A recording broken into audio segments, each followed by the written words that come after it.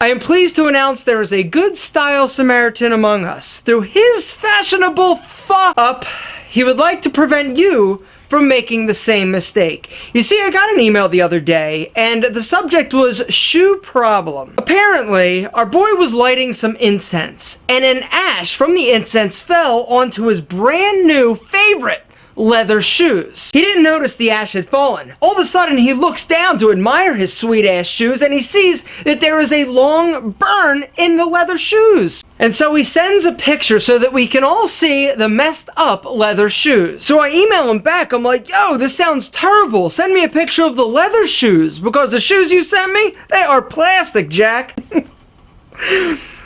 Leather doesn't melt. Plastic and synthetics do, but the fact is you're precious, and I think this is probably one of the cutest, best emails I've gotten in a long time. So I had to let him down easy. I responded, I'm like, all right, I hate to tell you this, but those shoes that you have are actually not leather at all. They are plastic, and yes, if you spill anything warm on plastic shoes, they will melt. One of the downsides. You look at it and you're like, all right, this looks like leather. This could be leather. I've seen leather look like this. You feel it and you're like, all right, it feels leather-ish. I'm not an expert. I'm not a cow.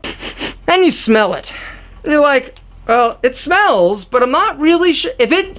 Listen, if you sniff a shoe and it is leather, it smells like leather. If you sniff it and it smells like something-ish, leather reminding, it's not leather. And usually the price will also be an indicator. $49.95 for some sweet ass leather? Generally doesn't happen. Unfortunately, you can't go by price, because I've seen some great leather shoes that are inexpensive. I've seen some plastic ass shoes that are a little bit more pricey.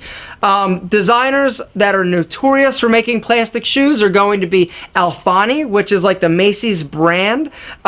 Steve Madden is another guilty culprit. But the king of the non-leather loafer is probably going to be Stacy Adams. But you know what? To be honest, it's getting tougher and tougher to tell, because they're doing such a good job with these synthetic materials, making them really seem very close or similar to leather. If you're not sure, if you can't tell, ask a sales associate. If they don't know, or you don't necessarily trust that they know what they're talking about, ask to see the box. When they bring you the box, look on the box. It will say whether or not it is leather upper or if it's synthetic or man-made. All right? That is the easiest and most surefire way to tell if the shoes that you're thinking about buying are actually leather or pleather. So I emailed our friend back and let him down easy, letting him know that those shoes that he was wearing were actually not leather, and that this would definitely not happen if he invested in a little higher quality shoe. He actually responded that he was super thankful and super happy to find out that leather doesn't melt. So gentlemen, if you're wearing plastic shoes, be careful, because they might melt if you spill something hot on them.